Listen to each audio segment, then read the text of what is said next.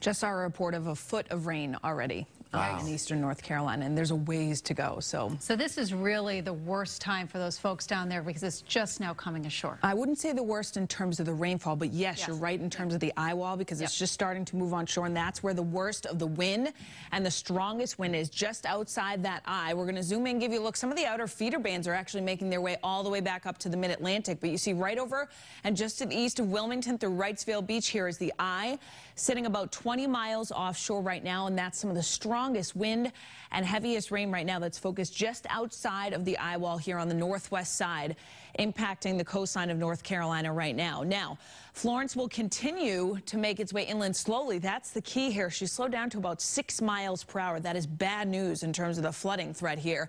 Category 1 storm still as we head into the day today, overnight tonight, and then eventually weakens through the day tomorrow as she makes her way across South Carolina.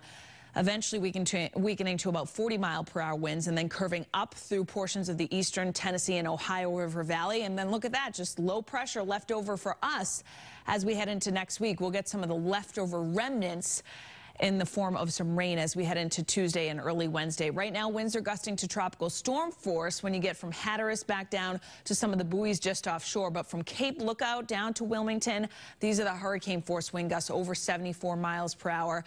Notice Jacksonville, 81 miles per hour. So this is some of the strongest bands of wind that are coming on shore right now, and some of the heaviest rain as well. That wind, the waves piling up the water, wave heights currently are between about 10 and 20 feet.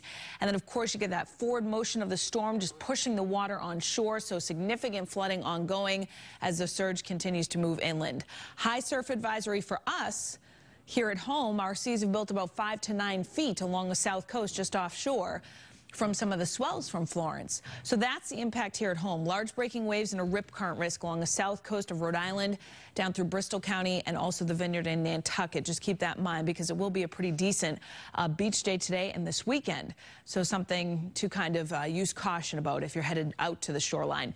It's a foggy start this morning. North and west of Boston, you can barely see. Rapidly changing visibility in spots. You can see some improvement in Lawrence right now, but you get it in patches as you're traveling through the Merrimack Valley in southern New Hampshire right now. Visibility is doing okay for most of Boston down through the Cape. Just a little bit of fog, not as thick, though, on the islands. Other than that, though, the satellite and radar is quiet today. It's actually a nice end to the week. The fog takes some time to burn off. Probably not until mid to late morning in a lot of spots. And then we see a blend of sun and clouds. Onshore wind, highs in the low to mid 70s at the coast today. Upper 70s through the interior. We will get some fog and low clouds that fill back in tonight, with a calm wind, overnight low about 62 downtown, 50s in the suburbs. It's not going to be oppressively humid this weekend, but it will be a little bit muggy. Dew points should be in the low to mid 60s, especially by Sunday. Saturday looking good tomorrow, mid 70s at the coast, beautiful, about 80 inland, and will be very similar on Sunday.